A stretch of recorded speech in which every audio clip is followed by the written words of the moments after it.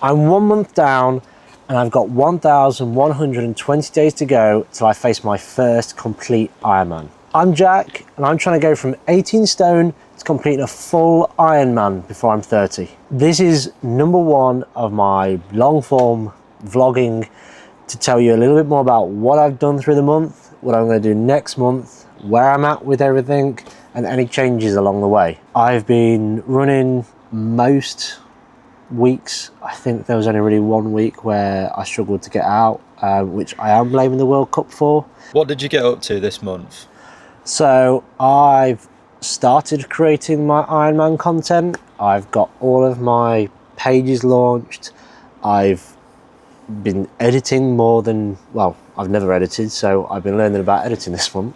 We're out and it's all over till the Premier League starts because it was really getting in the way of my sleep schedule and my training schedule, especially in the first sort of few weeks where there was plenty of games every single day to watch. I haven't biked yet. I've got it fixed and serviced and whatnot, ready to go, so I will be planning to take it out soon. I haven't got any definitive plans on that yet, but I do want to kind of make the most of the weather before it gets to the cold season.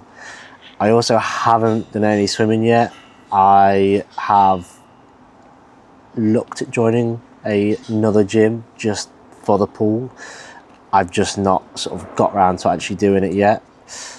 What I've found in the last month is, as much as I'm enjoying the training more than I ever have done, because I have another reason to do it now for the content as well as for the Ironman, getting time to do everything that I want to do is hard work. It's going from get up, go to the gym, go to work, full day at work, come home, maybe go for a run, maybe play around with the kids, editing videos, trying to work out what we're going to put in the videos, having to kind of plan stretches, workouts for the gym, all these kind of things.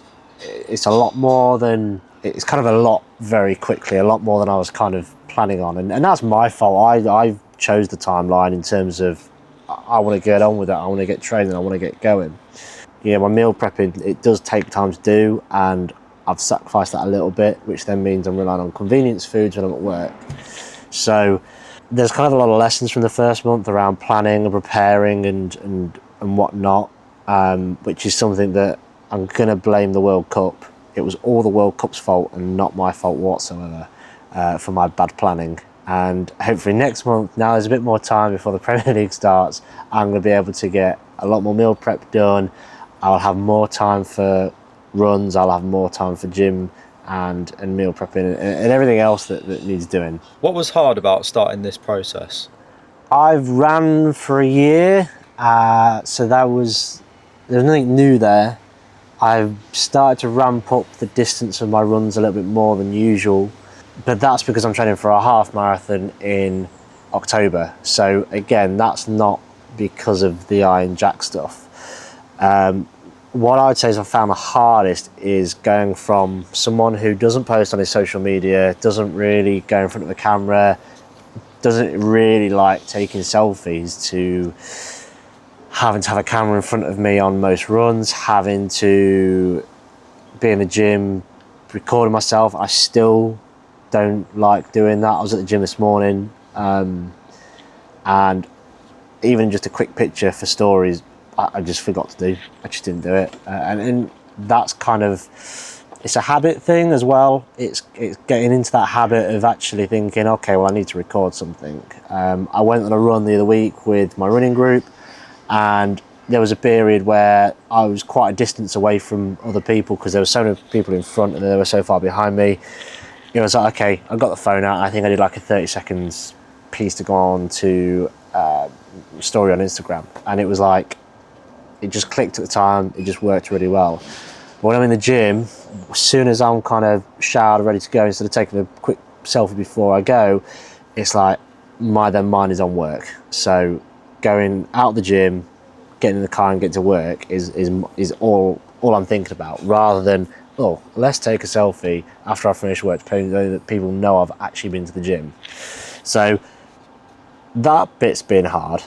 And then taking the content and going and editing it is something that I've never done before. So for people who have watched all the content so far, they'll know that there has been some slight improvements. I've kind of learned a few new bits.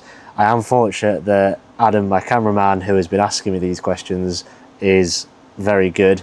Unfortunately, he's also very busy with what I'm actually employing him to do all my extra little bits and bobs. But he has given me some tips and advice, and it has been handy to have someone to sort of, okay, if I'm stuck on a bit of editing, I can just chuck it to him and he can do it for me, to save me having to try and spend an hour to work out one basic thing.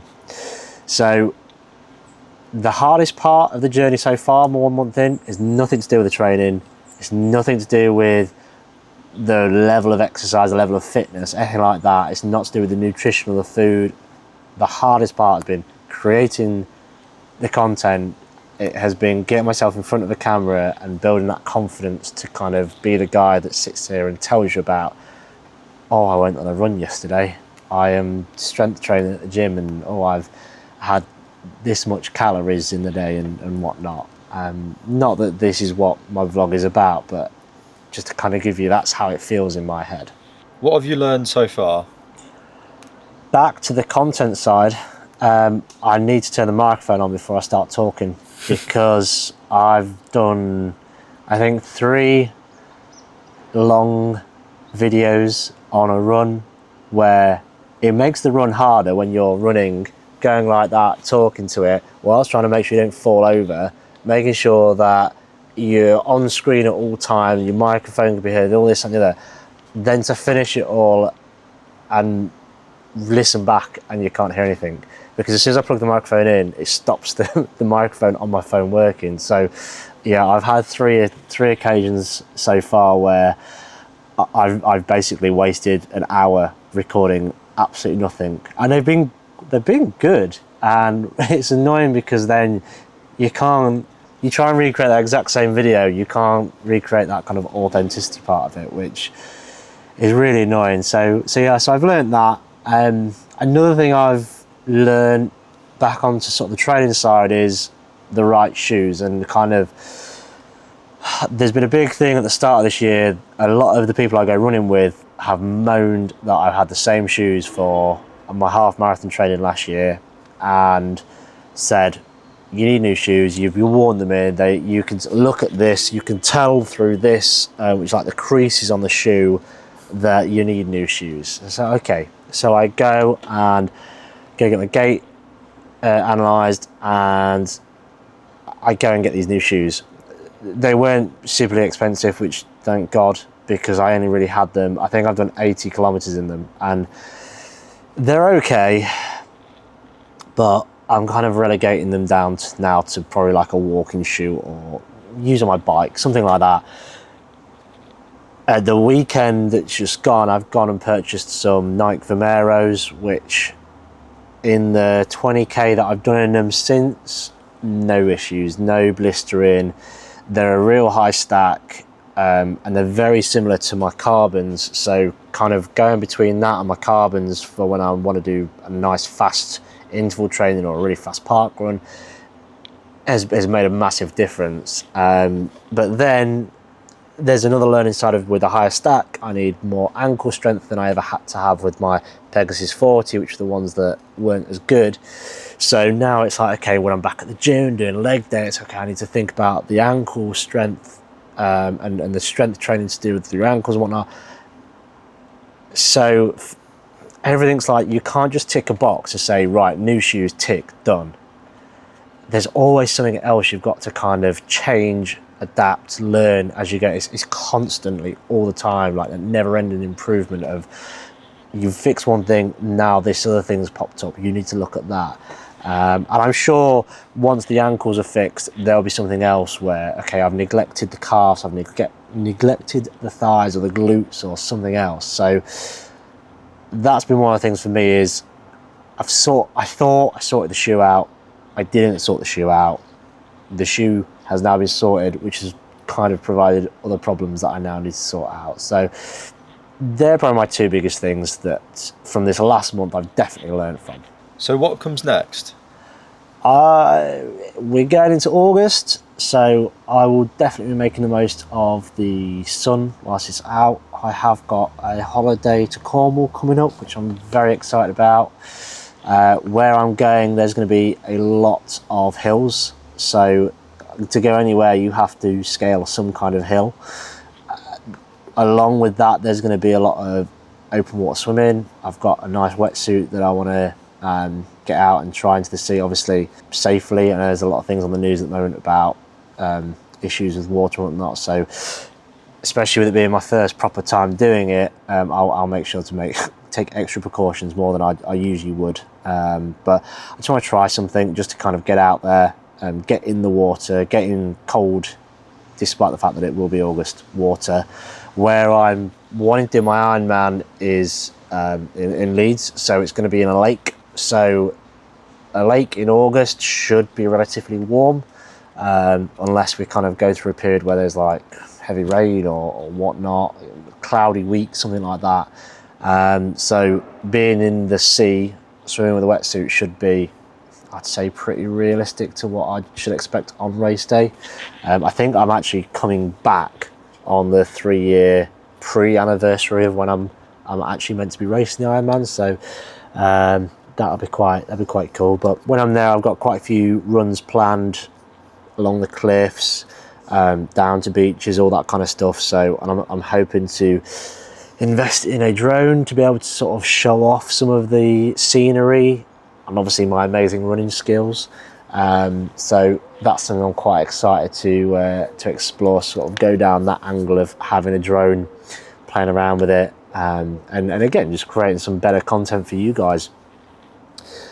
When I've finished Cornwall, I'm going to get that membership sorted. I'll be getting in the pool. I want to have one night a week.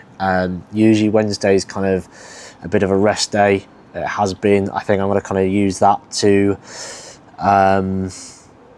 train in the pool. I might even miss one of the mornings at the gym to sort of like have a light exercise in the gym and then go and stretch off properly in the pool afterwards. But again, I'll kind of do a bit more research on that, what kind of fits. I don't want to overtrain because I am, adding the bike, adding in the swimming is going to take a bit of a toll on the body, and I'm not the fit guy at the moment that can do stuff every single day. So once I'm back, get in the pool, get more training, try and get it regular as well.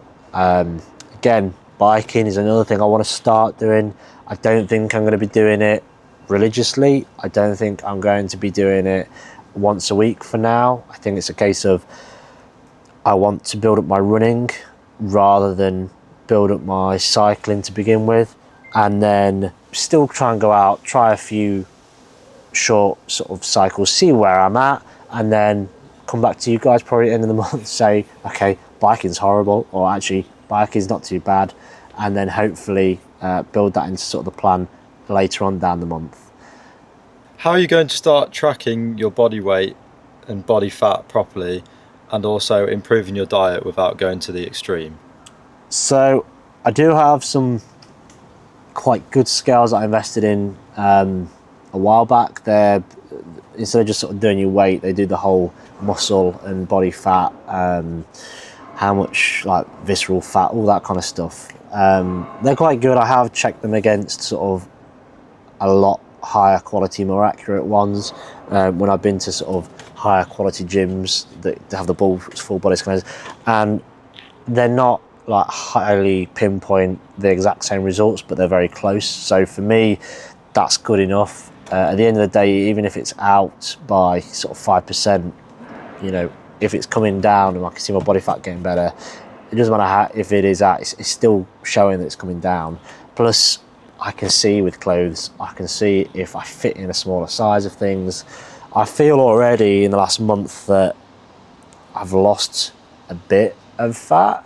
I feel like my upper body is getting stronger, which is not the area that I really want to be working on. I want to be working on sort of like the lower part of my body, but yeah, the upper part I feel like is getting stronger. So that's something that I've been using. I haven't been massively open about the results of that, which is something that I want to kind of be a little bit more positive about. So that's something that I need to work on. Diet wise, I'm only really tracking my protein intake, only because for a lot of this year, one of the things I was trying to work on was my testosterone, and that was a major player. So a lot of what I do now is making sure that I'm having X amount of protein in my diet. I have been doing a bit more research into general food nutrition and when to have things and when not to have things. So it's something that it's a never-ending improvement. As I'm developing, I am improving how I eat, what I eat, when I eat.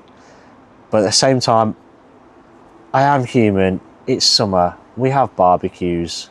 You know, if I want to have a finger roll with a massive sausage in it with a bit of sauce, I'm going to have it because I want to enjoy the whole training experience. I don't want to be calorie counting every single ounce of what I eat.